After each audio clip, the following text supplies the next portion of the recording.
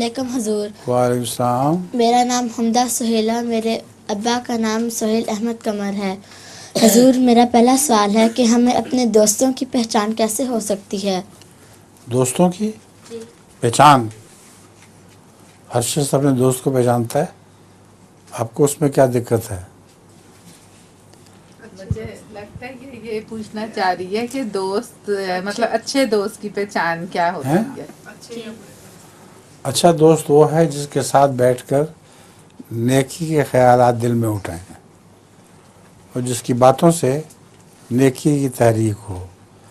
برا دوست وہ ہے جس کے ساتھ بیٹھ کے برے خیالات دل میں اٹھیں.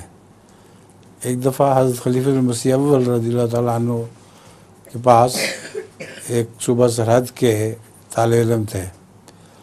انہوں نے آ کے کہا کہ میں خدا پرست تھا، اللہ تعالیٰ پر یقین رکھتا تھا، لیکن کچھ عرصے سے میرا دل اٹھ گیا اس طرف سے اور خدا کے متعلق برے برے خیالات آتے ہیں.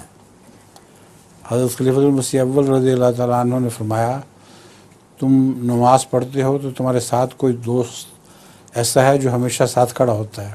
انہوں نے کہا ہاں. انہوں نے کہا وہ دیری ہے، اس سے ساتھ کھڑا، اس کو ساتھ کھڑا کرنا بند کر دو، کسی اور جگہ چلے جایا کرو.